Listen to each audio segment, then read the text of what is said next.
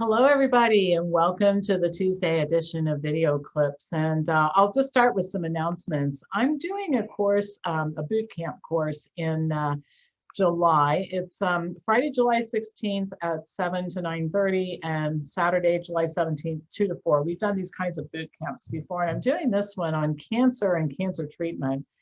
And it will be by teleconference, so wherever in the world you are, you'll be able to participate in it. We will record it, make it available for 4 weeks, and slides will be provided, so you'll have some written information and that sort of thing. But there's so much to talk about. I mean, we have a Cancer 101 and a Cancer 201 course, and both of those are really, really extensive, but this is an opportunity to get like a condensed version of some of this stuff and just take a look at how we approach cancer. It will be interactive, so you'll be able to ask questions and that kind of thing. So that's coming up. A couple of other things, the Letting Go of the Past Part 2, which is offered by our marvelous therapist, Kalia Roba, that starts on June 23rd. And remember, we have a happy hour every week, Friday at 6 p.m. And it's just only positive things allowed to talk about. You can't talk about anything negative. And I think everybody's found that to be a really uplifting experience. And then we have these new member courses, Health Lessons from COVID and Lose the COVID 25. So if you're a member and you haven't taken those courses yet, you might want to consider it.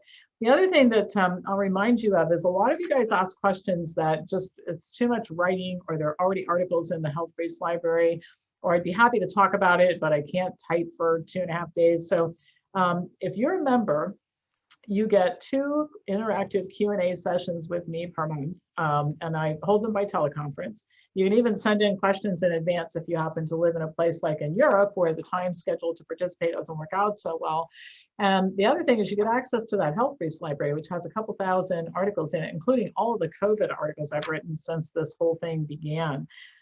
So consider becoming a member and getting better answers to your questions than I can certainly type out for you, and getting access to a lot of information which we have posted in the members site. Okay.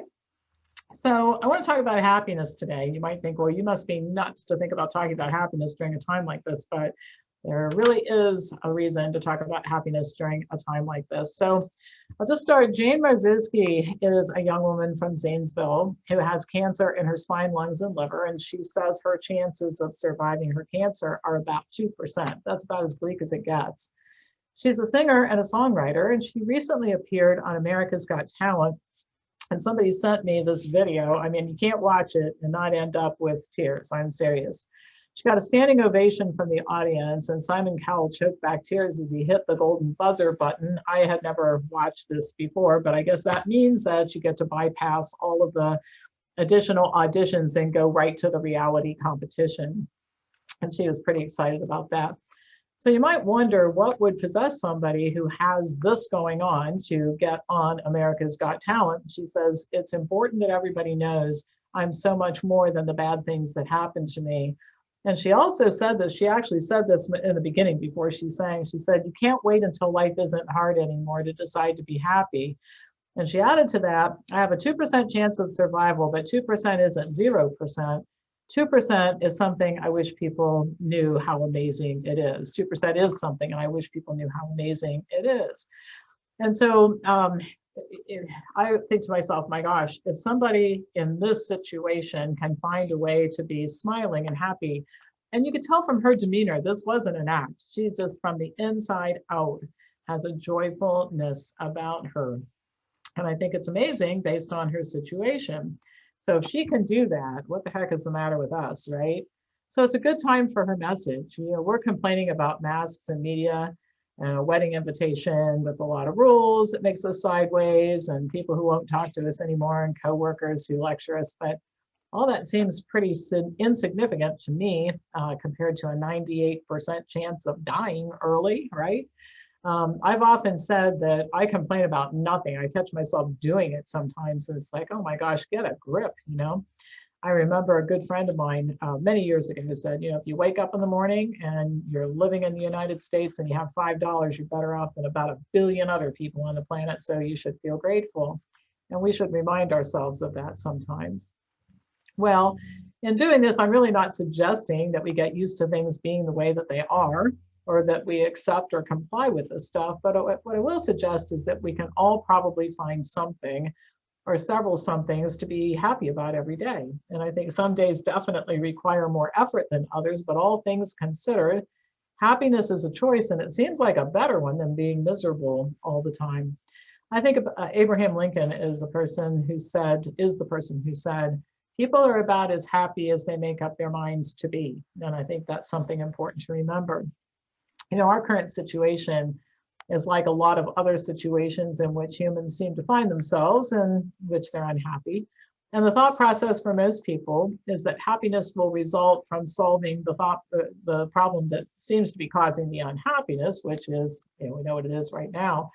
What I've observed, however, is that this really isn't often the case. I mean, you may have noticed that there are a lot of unhappy people out there who seem to have everything they wanted to have or achieve, and they're still pretty miserable. I hear people say things like, and then postponing happiness, so I hear people say things like, well, I'll be happy after I lose these 50 pounds, or I'll be happy once this divorce is over. I'll be happy once I get a new job, or after I move, or whatever other thing that's making somebody sideways. You can fill in the blank there. I used to be this way too.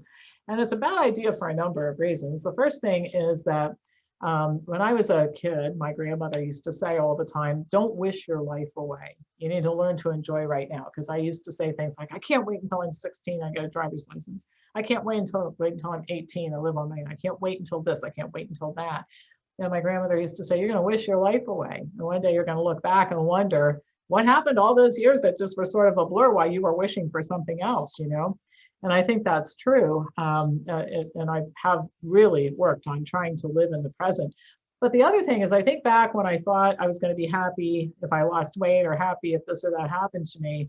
And it really took a lot of the joy out of good things that happened to me, because the happiness rush that I thought I was going to get never occurred. And so waiting for happiness to happen is kind of a dismal way to live, because you can make happiness happen right now. And so kind of reframing everything, you can be happy while you're losing weight.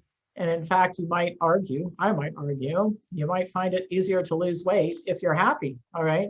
You can be happy while we're working on our current situation. In fact, I think you might feel happier if you were doing something about it, to be honest with you. If you were rolling up your sleeves and working side by side with the rest of us to make things different, you might feel positive just because you're making a contribution. So, and I think also that implies your actions speak so much louder than words. And when you're working to try to make things better, you're basically saying, I believe there really is a better future out there. I believe in it enough to spend time on it every day. And that reinforces your belief that there's a better future. And then that makes for a lot of happiness too. So I think that, we're in this for a long haul. And I'm going to talk about that tomorrow. All right. So if you're not getting my Wednesday, Friday videos on my Monday newsletter, the forbidden stuff, you definitely want to subscribe, and you can email me at pampopper@msn.com. But I'm going to talk about this tomorrow. We're going to be in this for a long time. And if it's going to take a long time to unravel all of this, I guess one of the things we have to ask ourselves is, how do we want to be during this long time? You want to be unhappy and focused on unhappiness and waiting for the problem to get solved, or happy and helping us solve the problem, and it will even be better when the problem is solved, right? So let's get happy now. Let's get happy and busy now. And I think that I think another thing that I heard a neighbor of ours used to say all the time when I was a kid, idle hands are the devil's workshop. Well, I don't know if that's true or not, but we could use more hands not being idle and being active. And I do think all of this is tied together. Being constructive, thinking that there is a brighter future ahead, doing something about it, and deciding what your state of mind is going to be because you can actually control it. I think those are all good ideas for right now. So that's it for today. As usual, pass this on to anybody who you think might enjoy watching it, and I'll be back to you with more news tomorrow in a different channel. So look for our emails. Thanks for watching.